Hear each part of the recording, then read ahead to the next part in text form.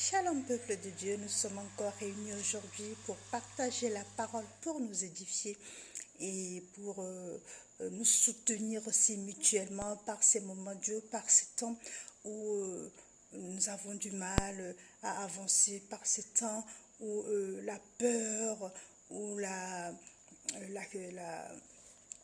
le stress, l'inquiétude nous guettent.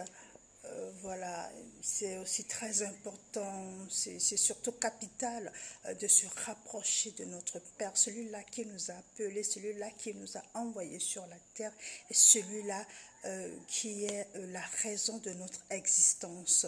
Amen. Sans plus tarder, nous allons nous recueillir pour remettre ces moments entre les mains du Père Tout-Puissant. Dieu de gloire, Dieu de miséricorde, Dieu de bonté, nous te remercions, nous te magnifions, nous te bénissons pour tout ce que tu fais dans nos vies.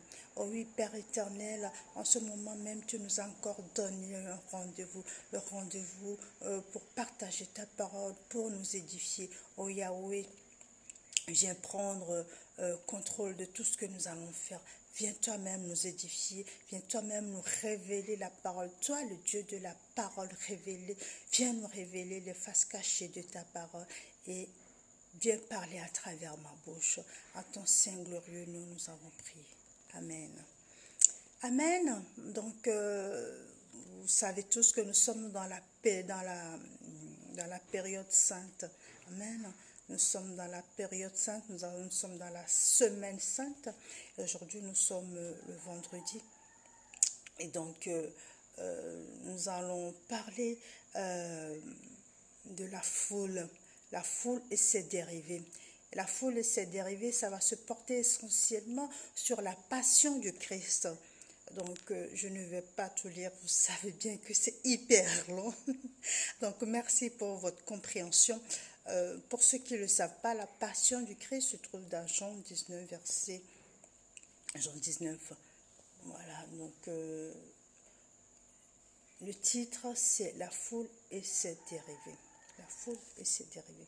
Donc, dans ce passage, nous allons voir,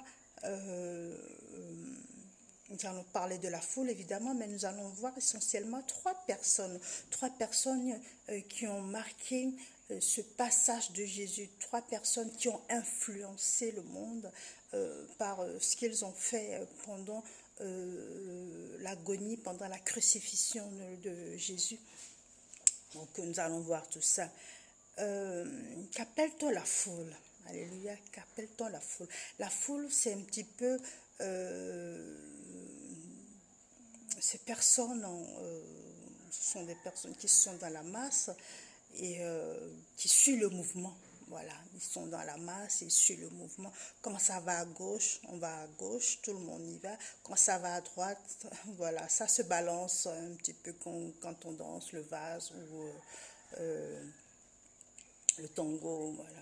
Donc, c'est ça la foule. La foule, c'est un petit peu, voilà, on se déplace, on suit le mouvement, même si on ne cherche pas à comprendre, c'est pas grave. La foule, c'est un petit peu toi, c'est un petit peu moi, c'est un petit peu de tout. Pourquoi? Parce que on n'a vraiment pas cette notion je me recueille et puis je me dis cette histoire ça ne m'appartient pas, cette histoire je ne fais pas critiquer, cette histoire voilà, je ne vais pas me mêler. Au jour d'aujourd'hui, la foule, c'est ça. Au jour d'aujourd'hui, le monde, c'est ça. Voilà, j'ai entendu là, surtout par ces temps de confinement, on est à l'affût des infos, surtout des intox. J'ai entendu ça, allez, je balance. J'ai entendu ça, allez, je diffuse. J'ai entendu ça, voilà, je vais raconter. Et on ne cherche même pas à savoir la source de l'information, on ne cherche même pas à savoir pourquoi cette information a été divulguée, on ne cherche même pas à savoir quel effet ça va faire sur les autres si moi je diffuse ça, si moi je participe à la diffusion de ce message. Donc la foule, c'est un petit peu ça. Donc nous allons commencer par Pierre. Nous allons commencer par Pierre. Et avant d'aller sur Pierre, je vais juste dire quelques caractéristiques de la foule. La foule, c'est un petit peu la calomnie, la foule, c'est un petit peu les mensonges, la foule, c'est la cupidité, la jalousie, parce que voilà, on a entendu, parce qu'on a vu ça. Et donc, de cette personne, donc on va diffuser des faux messages, on va diffuser des messages intox pour pouvoir pourrir sa vie. C'est un petit peu comme ça. Donc, ça va commencer par Pierre. Pierre, c'est celui-là que Jésus aimait. Jésus aimait beaucoup Pierre. Il a même dit dans sa parole, tu es Pierre, et sur cette pierre, je bâtirai mon église. Alléluia. Pierre fait partie des apôtres. Au final, il y en avait 82 des apôtres. Mais la Bible nous dit, au final, quand Jésus a été accusé à tort et à travers, il n'y avait personne sur les lieux de tous ses disciples, de tous ses apôtres, à part Pierre qui était là à côté. Mais quand ils accusaient Jésus et quand ils ont vu Pierre sur les parages, ce qui est logique, ils ont tout de suite dit, ah ben tiens, celui-là aussi, il traînait tout le temps avec lui, donc il fait partie de sa clique, il fait partie de sa petite communauté. Mais Pierre a nié. Pierre a dit, non, non, non, moi je ne fais pas partie de sa communauté. Mais le fait est que dans Marc 4, versets 29 à 31, Jésus avait déjà prédit ça à Pierre. Tu me renies avant que le coq chante 3 fois, tu m'aurais déjà renié 3 fois. Avant que le coq chantait. Parce que Pierre, c'est quelqu'un qui aime beaucoup Christ. Mais pourquoi Pierre n'a pas accepté qu'il faisait partie des disciples quand ils l'ont accusé? Pourquoi il n'a pas accepté? Parce qu'il a peur des représailles. La foule, c'est ça. La foule, en quelque sorte, c'est on rejette les fautes sur les autres, on rejette les culpabilités sur les autres pour se décharger soi-même. Mais on se décharge de quoi au juste? Quand on est chrétien, en fait, c'est chrétien, ce n'est pas juste un titre, c'est un devoir, c'est un état d'âme qu'il faut assumer du début jusqu'à la fin. Quand tu es chrétien, tu dois l'assumer partout où tu vas. Je n'ai pas dit de traîner avec une grosse croix, et, de mettre des habits hyper serrés jusqu'au cou, et puis de dire, voilà, moi je suis chrétien. Ça fait un petit peu exorciste, n'est-ce pas? Mais quand je parle de chrétien, je parle de celui-là qui, de par ses comportements, de par ses propos, montre que Christ vit en lui. Alléluia. Donc, je parle de cette personne, quand tu vas dans la foule, quand par exemple tu vas au resto, la première des choses, c'est de prier comme tu le fais à la maison. Mais force est de constater que beaucoup de chrétiens, quand ils vont dans la foule, quand ils vont dans les milieux non chrétiens, ils sont perdus. Ils sont perdus, ils veulent faire exactement comme les chrétiens. Comme par exemple, tu vas au resto en tant que chrétien, avant de manger, on commence à manger et la réplique c'est « j'ai prié à l'intérieur de moi ». Alors qu'à la maison, tu ne priais pas à l'intérieur de toi, tu pries à haute voix. Pourquoi? Quand tu vas au resto, tu pries à l'intérieur de toi parce que tu as peur des représailles de la foule, parce que tu as peur de ce que les autres vont dire de toi, parce que tu as peur de... les autres vont te critiquer, mais c'est qui celui-là, mais pour qui il se prend, mais son Jésus. Voilà, c'est parce que tu as honte de Jésus que tu fais ça. Alléluia. C'est parce que tu as honte de Jésus que tu poses cet acte. Donc, Pierre, il fait partie des gens comme ça. Pierre, il a renié Jésus. Et quand Jésus lui a révélé la vérité dans Marc 14, verset 29 à 31, avant que le coq chante 3 fois, tu m'aurais renié 3 fois. Là, il a pleuré parce qu'il s'est rappelé des paroles de son maître. Alléluia.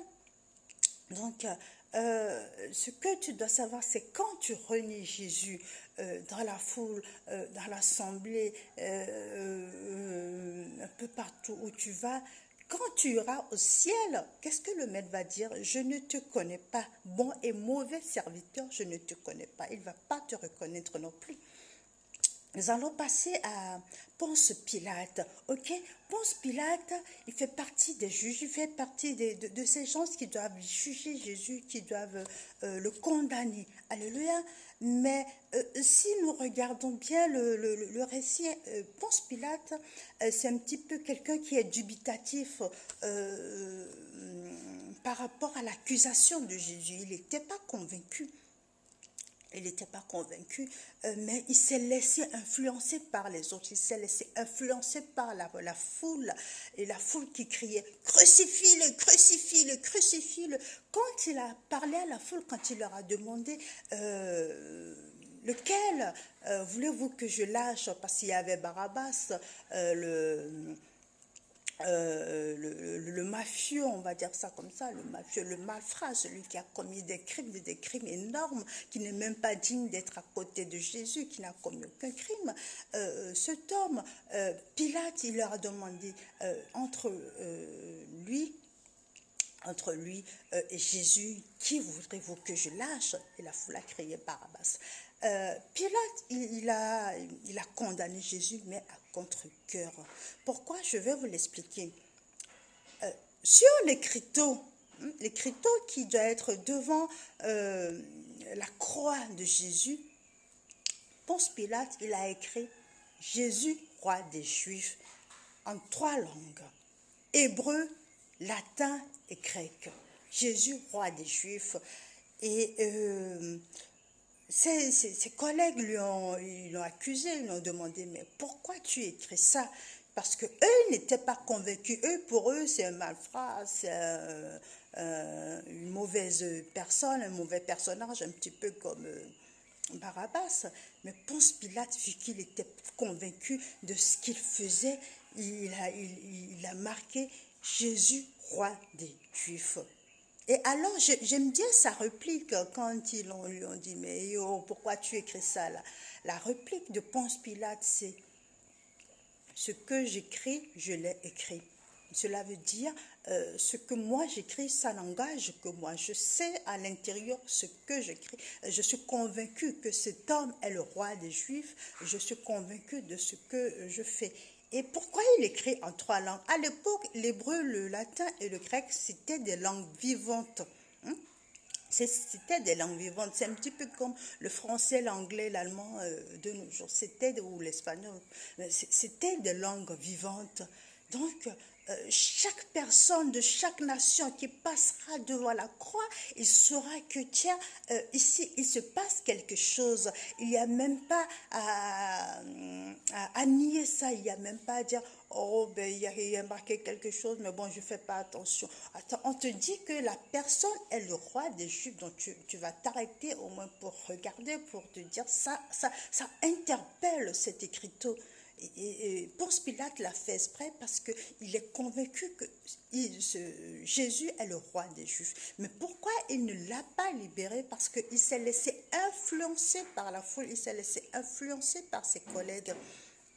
Nous allons parler maintenant de la 3e personne qui est Simon de Cyrène. Alléluia, Simon de Cyrène, j'aime bien son témoignage parce que quand on lit la Bible, quand les gens en parlent, c'est un petit peu celui-là qui a contribué. Alors on dit, il a contribué à porter la croix. Il a aidé Jésus à porter la croix. Simon de Cyrène, il a aidé Jésus à porter la croix. Entre vous et moi, est-ce que Jésus a besoin d'aide? Alléluia. Entre vous et moi, il n'a pas besoin d'aide pour qu'on puisse l'aider. Mais la Bible nous dit, Simon de Cyrène a aidé Jésus à porter la croix. Mais moi, je vous introduirai cela comme Simon de Cyrène, il a contribué à porter la croix. Parce que la croix que Jésus a portée, c'est ta croix, c'est ma croix, c'est la croix de nous tous. Okay? Donc, avant que Jésus porte nos croix, il faut que nous nous aidons, il faut que nous l'élevons un tout petit peu. Pour porter quelque chose, il ne faut pas que la chose soit à même le sol. Il faut que tu mettes les mains en dessous. Il faut que tu essaies de soulever, au moins que ça soit à un certain niveau, avant de pouvoir le porter. Et c'est ce que Simon a fait.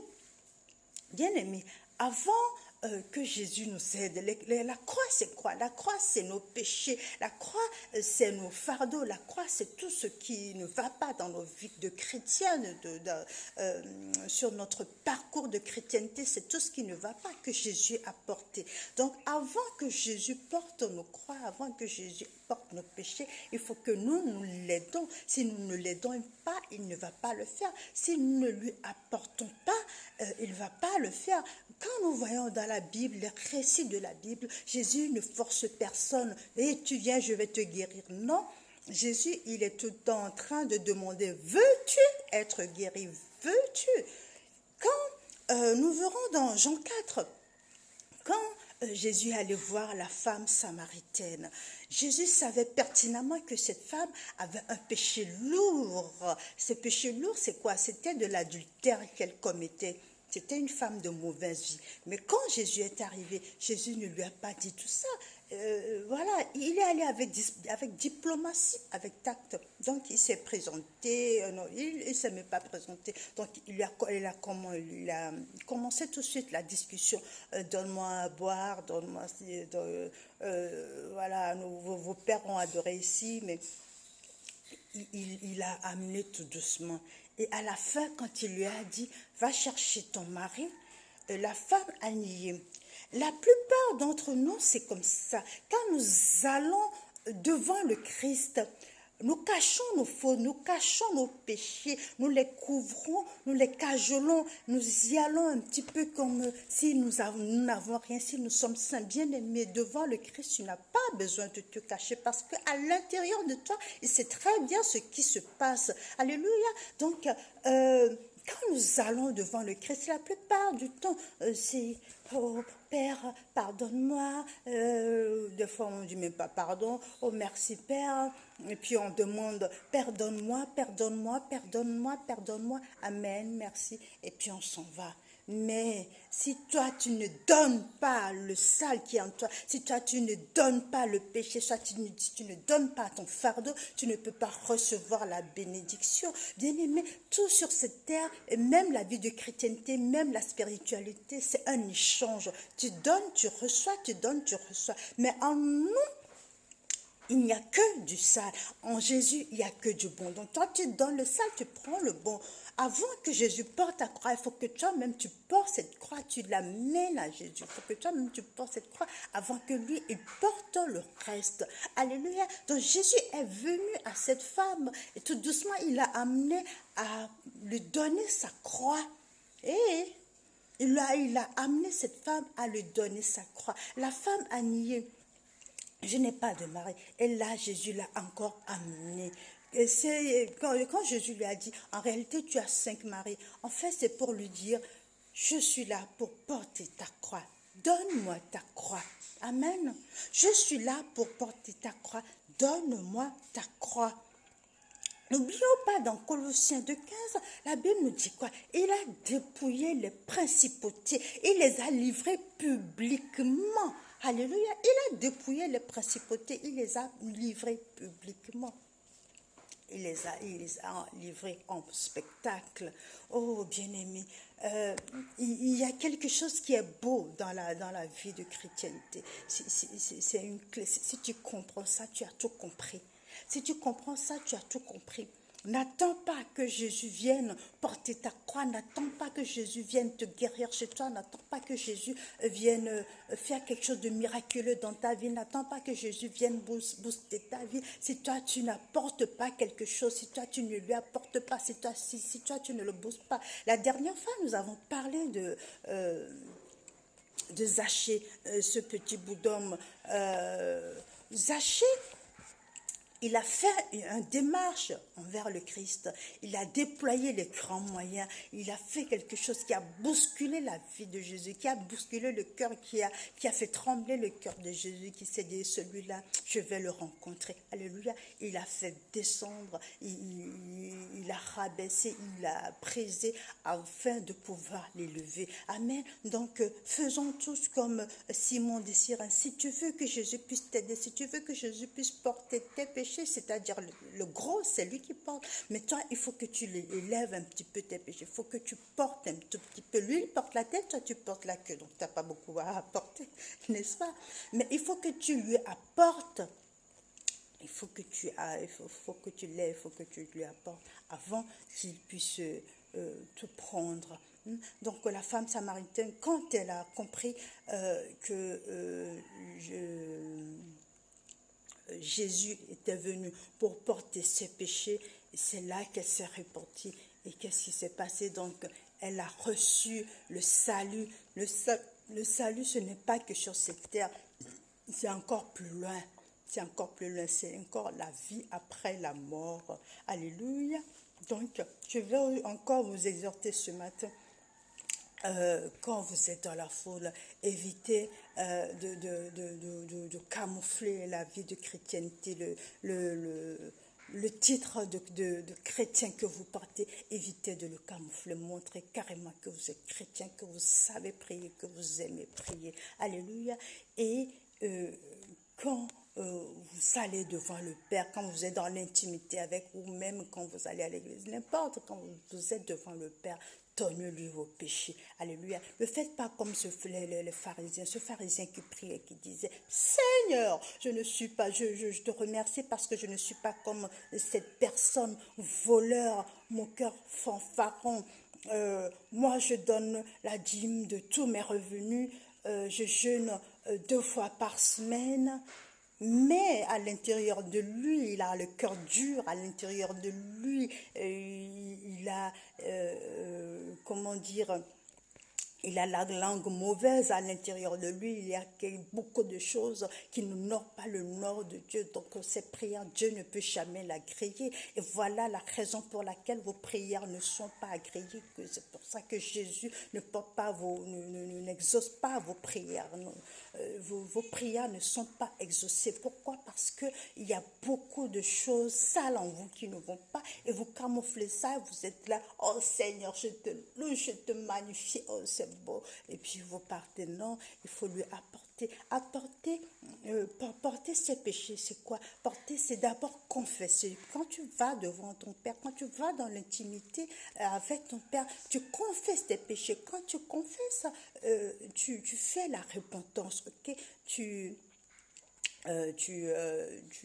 fais pas la repentance juste, pardon mon Dieu, c'est une vraie repentance, tu rentres dans toi-même, tu as tellement honte de ton péché que tu n'oses même pas te tenir devant ton Père, tu as juste envie de t'enfuir, c'est ça la vraie repentance. Et par la suite, tu prends la résolution de ne plus le faire, cela veut dire que tu renonces à ce péché, alléluia, tu confesses, tu fais la vraie repentance et tu renonces, tu prends la résolution de renoncer à ce péché. Et tout ça, c'est dans le cheminement de porter ces péchés. Quand là, tu portes tes péchés, tu l'amènes à Christ et lui, il porte le reste. Alléluia. Alléluia. Nous allons fermer les yeux que restant, nous allons prier. Je sais que tu es là, Esprit Saint. Je sais que tu es là. Je sais que tu es là, Esprit Saint. Je sais que tu es là. Mon âme te bénit. Mon âme te bénit. Mon âme te bénit. Car je sais que tu es là. Mon âme te bénit.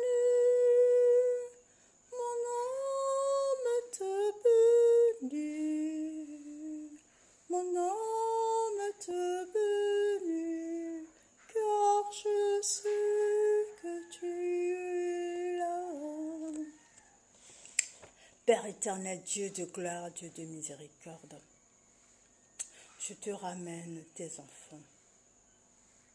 Bien-aimé, si tu te sens, si tu te retrouves dans ces trois personnages que nous venons de citer, dans ces trois personnages de la foule, la première personne, c'était Pierre, la deuxième, Ponce Pilate, et la troisième, Simon de Cyrène. Donc, si tu te retrouves dans ces trois personnages, pose la main sur la tête et nous allons prier. Alléluia.